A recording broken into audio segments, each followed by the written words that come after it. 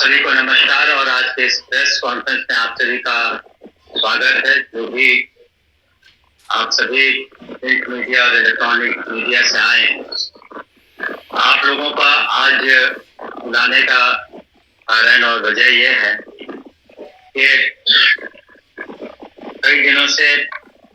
ये सवाल उठ रहे थे कि शांतरण नीति जो ट्रांसफर पॉलिसी है शिक्षा विभाग की क्या होगी। तो इस पर हम लोगों ने काफी व्यापक विचार विमर्श किया। जो शिक्षकों ने अपने पिटिशंस दिए, जो जनप्रतिनिधि हैं, उन लोगों से हम लोगों ने वार्ता की और जिलों में हम लोग जब भ्रमण के लिए गए, हम भी गए, हमारे पदाधिकारी गए, तो उस वक्त हमें जो फीडबैक मिला, तो कुल मिलाकर के हम लोगों ने उसके बाद एक पॉलिसी बनाई और पॉलिसी को यथासंभव हम लोगों ने बहुत उदार रखने का काम किया है, ताकि जो भी शिक्षक हैं हमारे, उन्हें कम से कम कठिनाइयों का सामना करना पड़े और जो भी पॉलिसी बनती है उससे सरकार का मत है, हमारे माननीय मुख्यमंत्री नीतीश कुमार जी का मत है कि इस पॉलिसी में अधिक से अधिक लोग संतुष्ट रहें। और हम समझते हैं कि जो हमारी पॉलिसी बनी है उसमें अधिकांश शिक्षक संतुष्ट रहेंगे, क्योंकि इसमें व्यापक विचार विमर्श हुए हैं और साथ ही साथ हम लोगों ने शिक्षकों की जो कठिनाइयां हैं उनको भी मद्देनजर रखते हुए ये नीति बनाई है। और इस नीति में हम लोगों ने ध्यान दिया है कि न सिर्फ जो सक्षमता जिन लोगों ने पास किया 1,85,000 से ज्यादा या बीपीएससी के थ्रू जो लोगों ने परीक्षाएं पास की हैं और जो ज्वाइनिंग किया है 2 लाख से ज्यादा, या कुछ और लोग हैं जो पुराने शिक्षक हैं 1995 के कमीशन पर, तो सभी लोग अपना इसमें पिटिशन दे सकते हैं।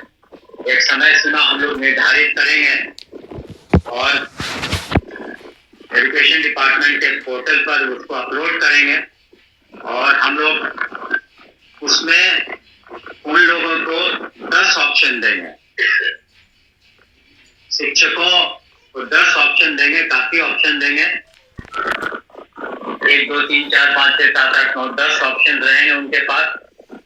और यथासंभव हम लोगों ने कोशिश किया है कि जो शिक्षक हैं अपने ही जिले में रहें। पहली बात तो यह है कि अपने ही जिले में रहें ताकि उनको सुविधा हो अपने ही जिले में, और बीपीएससी के भी जो पास कर चुके हैं सक्षमता वो भी इसके हकदार रहेंगे, या पुराने जो शिक्षक हैं। तो जो हम लोगों ने नीति बनाई है उसकी फैसिलिटी भी आपको हम देंगे, उसमें व्यापक सब कुछ लिखा हुआ है। लेकिन हम लोगों ने ये ध्यान रखा है सबसे पहले कि अगर किसी को असाध्य रोग हो या गंभीर बीमारी हो या फिर दिव्यांगता के कारण या फिर मानसिक कोई समस्या हो, तो इन सबों को हम लोग काफी कुछ प्राथमिकता देंगे। उन लोग पर हम लोग विशेष ध्यान देंगे कि उनके बीमारी इत्यादि के कारण उनके इलाज में दिक्कत ना हो और उनको सुविधा हो। हमने पहले भी ये बात रखी थी। और उसके अलावे जो वैसी महिलाएं हैं जो विडोज हैं या किसी कारणवश सिंगल हैं, तो उन लोगों के बारे में भी हम लोगों ने विशेष ध्यान रखा है। और महिलाओं का जहां तक प्रश्न है, गृह पंचायत से हटके पुरुषों को अनुमंडल से उसी जिले में बाहर रख करके हम लोगों ने ये नीति बनाई है। और जो एक बार जब पोर्टल पर ये लोग अपना एप्लीकेशन अपलोड कर देंगे तो उसको हम लोग निर्णय लेंगे उस पर। लेकिन उनकी ज्वाइनिंग हम लोग दिसंबर माह में कराएंगे ताकि छुट्टियों के वक्त, ताकि अभी जो पढ़ाई सुचारू रूप से चल रही है किसी तरह से डिस्टर्ब नहीं हो, उसमें किसी तरह का व्यवधान उत्पन्न नहीं हो। हम माननीय मुख्यमंत्री नीतीश कुमार जी को भी धन्यवाद देना चाहेंगे कि उनके दिशा निर्देश में ये जो नई नीति हम लोगों ने ट्रांसफर की है, उसमें हमने शुरू में ही कहा कि अगर किसी तरह की बात हो जाती है, कुछ विसंगतियां, सारे मेहनत और सभी फैक्टर्स को हम लोगों ने लिया है, कोशिश की है, तो अगर कहीं न खुदा न खास्ते अगर कुछ कमी कहीं रह गई, तो इसी कारण इसका निराकरण करने के लिए हम लोगों ने पहले जिला स्तर पर डिस्ट्रिक्ट मैजिस्ट्रेट के लीडरशिप में एक कमेटी बनाई है कि वहां जिला स्तर पर इसका निराकरण हो सके, या फिर डिविजनल कमिश्नर के लेवल पर भी हम लोगों ने कमेटी बनाई है, और विभाग का तो अधिकार रहेगा ही हस्तक्षेप करने का। तो अगर किसी को किसी तरह की परेशानी है या इस ट्रांसफर नीति के अधीन भी कुछ विसंगतियां रह गई हो, तो उसको हम लोग इन कमिटीज में एड्रेस करेंगे। तो हर व्यापक पैमाने पर हम लोगों ने विचार विमर्श किया है, सभी के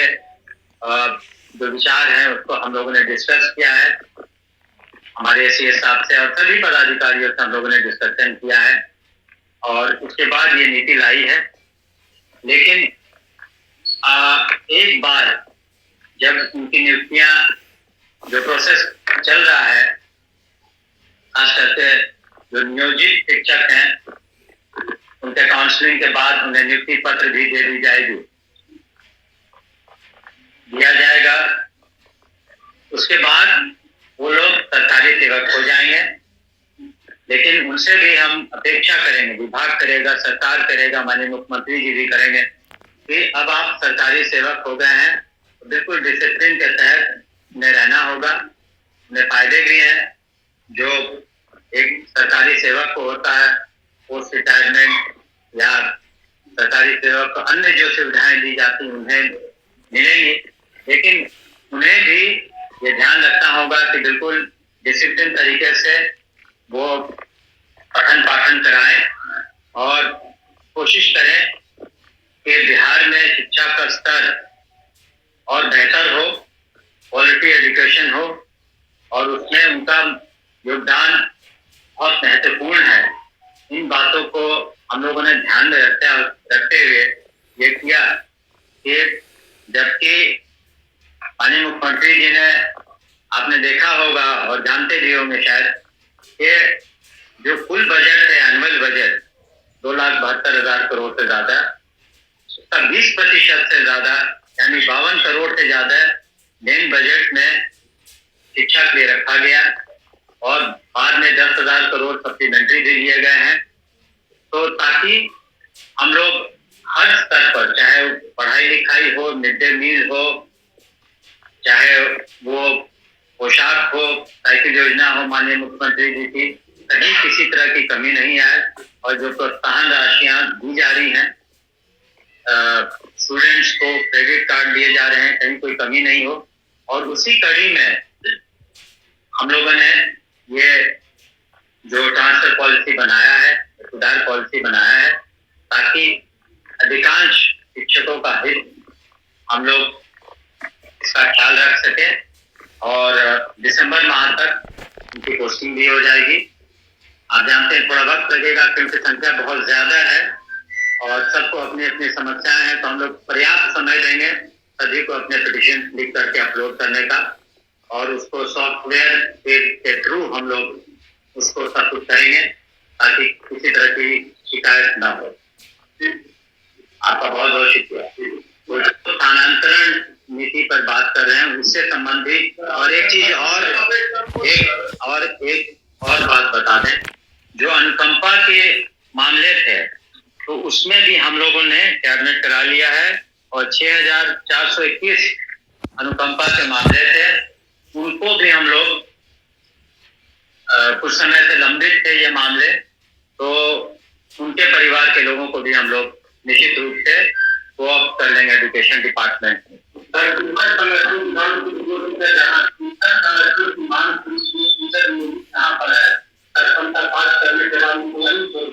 हम लोगों ने देखिए, आप सरकारी सेवक जब हो जाते हैं तो कुछ नियम कानून है, कायदे हैं, और हम लोगों ने यथासंभव कोशिश किया है और लिखा भी है, आप पढ़ लेंगे कि हम लोगों ने उनको उसी जिले में रखा है।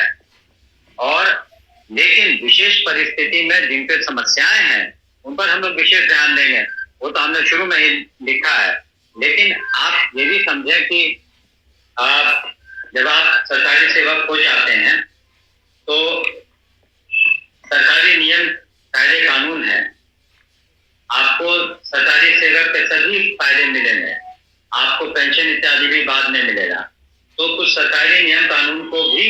ध्यान में रखना बहुत जरूरी होता है। आप उदाहरण स्वरूप आप देख लीजिए, हम लोगों ने तो डिस्ट्रिक्ट नहीं रखा है। एक पुलिस डिपार्टमेंट अगर आप देते हैं उदाहरण, तो वहां पर आज करीब 30,000 महिलाएं हैं जो पुलिसकर्मी हैं, और किसी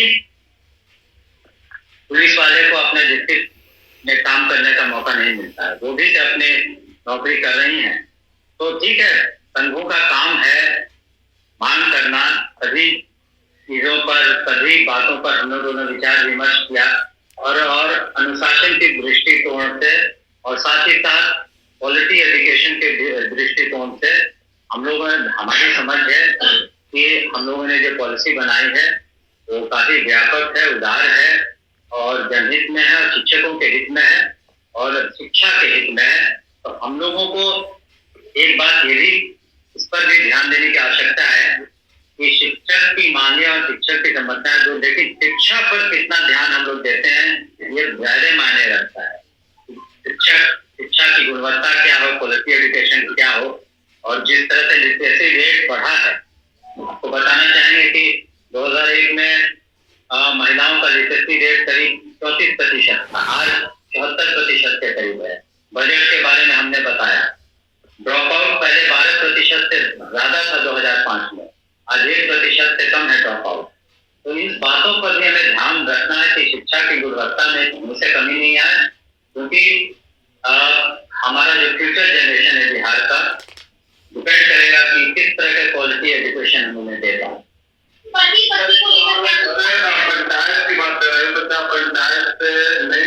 और पति पत्नी का गवर्नमेंट सर्वेंट है, उनका भी हम लोगों ने ख्याल रखा है।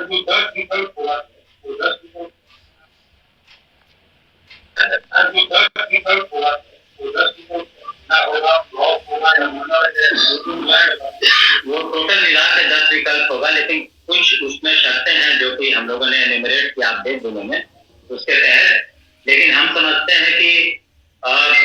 10 विकल्प काफी होता है, और उसमें अधिकांश लोगों को निश्चित रूप से हम लोग सेटिस्फाई कर पाएंगे। फिर भी हमने कहा कि कहीं ना कहीं तो अगर सारी एफर्ट्स के बाद, सारी मेहनत के बाद भी अगर कोई विसंगति रह गई हो कहीं, तो उसके लिए हम लोगों ने जिला लेवल पर और फिर प्रमंडल लेवल पर और विभाग के स्तर पर तो है ही, हम लोग वैसे आवेदनों को